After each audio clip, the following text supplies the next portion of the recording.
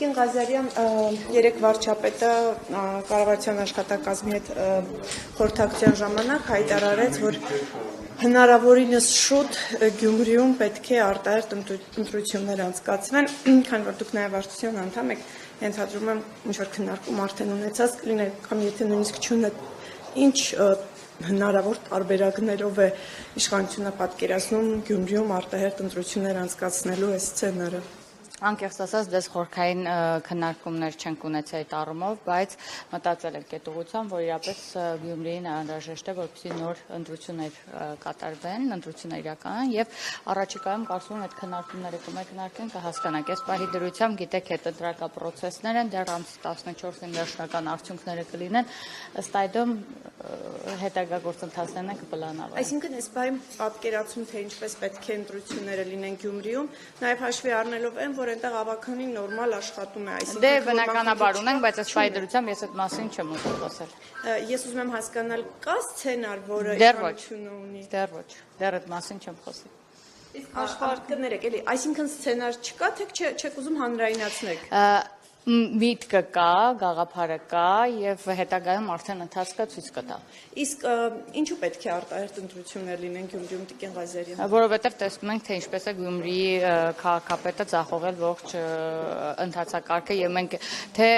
ձայնագրություններին ենք ականատես լինում, թե տեսնում ենք, թե ինչ ընթացք է գնում եւ հասկանում ենք, որ այնտեղ անհրաժեշտ են արտահերթ ընտրություններ։ Ձայնագրությունները կարող է իրավական process-ը։ Դե այդ իրավական process-ները, իրավական process-ները գնում են, բայց քաղաքը ահավոր վիճակում էր, ինչպես վարչապետը արդեն ասեց, մենք եղանք այնտեղ եւ տեսանք այս տարիների ընթացքում ինչքան քիչ աշխատանք է կատարվել, թեպետ հնարավորինս համահարթեցման շրջանակներում մենք բոլոր համայնքներին ֆինանսավորում տրամադրում ենք ըստ համայնքների առաջնահերթությունների եւ այլն, բայց քաղաքը արագ վերականգնման կարիք ունի, հետեւաբար նոր կառավարում պետք է լինի, որպեսզի կարողանան շատ լավ աշխատել եւ քաղաքը վերականգնել, որպեսզի այսպիսի խնդիրների առաջ չկանգնենք։ Եկեք Գյումրիից ասենք, այսքան կարող եմ ասեմ։ Բայց դուք այնտեղ կոալիցիոն Բայց դուք գիտեք, որ կոալիցիոն կառավարման ընթացքում ինչպես էր աշխատում Գյումրու ավականին, չէր աշխատում համարյա, ոչ մի բան ընթացակարգեր չէր, ոչ մի առաջարկ չէր ընդունվում եւ աշխատանքները առաջ չէին գնում, որի արդյունքում գնացինք նոր ընտրությունների, կոալիցիան խզվեց, որովհետեւ աշխատանքներ չէին կարողանում իրականացնել մեր ավականին։ Դե որ գնանք Գյումրիում փողոցներում քայլենք, չէ, դե լավ, եկեք սիրել, չէ, ես չէի ասի, Թալին քաղաք ես մտել եմ, շատ լավ է։ Ինչ առումով էր ավելի ահավոր։ Ես չեմ նկատել, ես ինքս Գյումրիում եմ եղել ու քայլել եմ, այնտեղ չեմ։ Չէ, նորմալ չէ, եկեք ինքնախաբեությամբ, ոչ միայն ճանապարհները, եթե ճանապարհները ակնհայտ ենք տեսնում, կան նաև այլ process-ներ, որովհետև մենակ ճանապարհ չենք յուրաքանչյուր համայնքում վերականգնում կամ ասֆալտապատում չենք իրականացնում, կան շատ ծրագրեր, որոնք որ իրականում չկարողացանք կյանքի կոչել, թե նախորդ կոալիցիոն կառավարման ժամանակ եւ թե հիմա, քիչ եմ հիշում, կիսա քնածը։ Ընտրությունների այս խառնաշփոթի հետ կապված ինչ կասեք, միահամուռ ընդդիմությունը պնդում է, որ ընտրությունները կեղծվել են եւ ապացույցներ են ներկայացնում թվերի հետ կապված, ինչու է այդպես ստացվել, ինչն է պատճառը։ Շատ ծիծաղելի են հանգամանքը, որ ամբողջ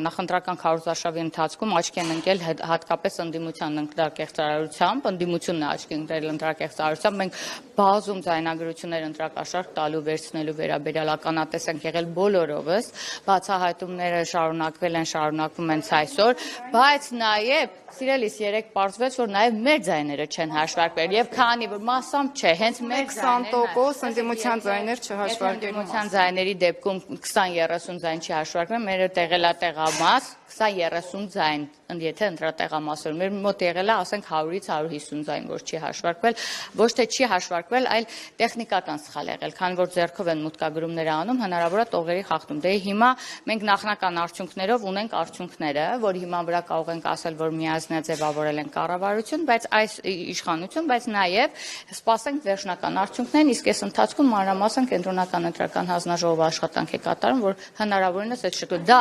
ընտրակեղծարարություն չի բնակ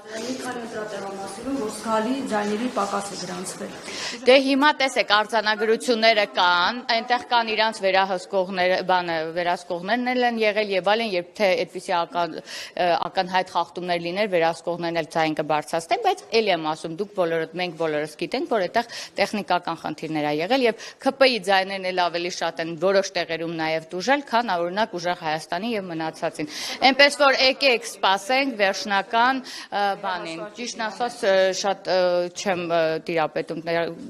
ներկայացրել է թե չէ, բայց իմ կարծիքով հիմա վերանայման արդյունքում նաեւ մեր ձայներն ավելանում, ինչը շատ լավ է։